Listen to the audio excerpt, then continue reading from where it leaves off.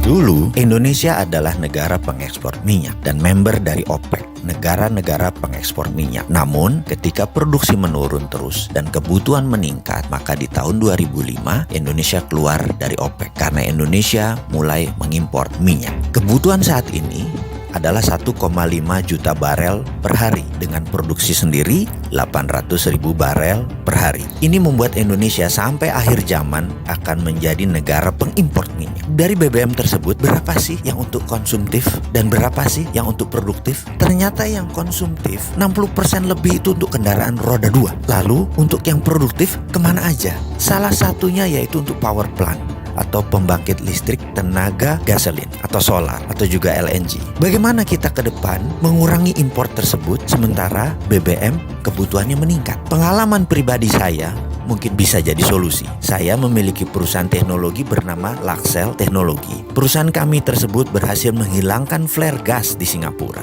Kami memiliki surat resmi dari pemerintah Singapura, dari Shell, dan dari Mobil Oil atas suksesnya menghilangkan 5 flare gas dan menjadi zero flaring. Dengan teknologi ini, bagaimana kalau kita membuat dua hal dengan satu tenaga? Kita menjadi negara pertama di dunia yang berhasil menghilangkan gas suar bakar atau flare gas, dan kedua adalah kita menjadi negara yang mendukung lingkungan hidup, yaitu fight global warming. Kita tahu bahwa saat ini ada lebih dari 700 mm SCFD flare gas dibakar setiap harinya di 8 provinsi di Indonesia, terbesar di wilayah Sumatera dan di Blok Cepu. Sekali lagi, flare tersebut dibuang percuma. Kalau dinilai dengan uang, maka nilai 700 mm FCFD itu adalah 5 triliun rupiah per tahun yang kita buang. Kedepan mengapa kita tidak memanfaatkan sampah ini? Flare gas tadi jugalah yang membuat Indonesia dalam statistik global warming lingkungan hidup dunia memberikan kontribusi penyebab panas bumi lebih dari 5%. Saya jamin dalam 5 tahun kalau diberi izin sebagai agregator flare gas tersebut, Indonesia akan menjadi negara pertama di dunia sebagai zero flaring country. Hasil dari flare gas tersebut berupa LNG. Di beberapa daerah terpencil sekalipun, izinkan kami jadi pasukan oranye yang akan membersihkan sampah flare gas itu semua.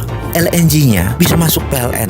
Energinya PLN kan masih kurang. LNG tersebut bisa PLN beli dengan harga murah dan distribusikan ke pembangkit listrik tenaga gas atau pembangkit listrik berbasis gasolin, biasanya juga dual combustion, bisa pakai gas, bisa pakai BBM. Ditambah lagi ada 18 power plant di Indonesia Timur yang pakai BBM yang bisa diganti gas. Untuk ini ada kelebihan yang lainnya. Pada saat regas gas LNG tadi ada dingin terbuang kira-kira minus 170 derajat Celcius yang bisa kita tangkap untuk dibuat cold storage untuk ikan. Cold storage tadi untuk meningkatkan hasil nelayan di mana energinya gratis. Tentunya cold storage tadi disiapkan oleh pemerintah. Hal itu semua akan mengurangi import gas 5 triliun per tahun. Juga PLN mendapatkan LNG. Apa syaratnya untuk itu semua? Cuma 2, yaitu PLN menerbitkan GSA, Gas Sales Agreement, dan negara kasih izin flare gas agregator. Semoga ide ini bermanfaat.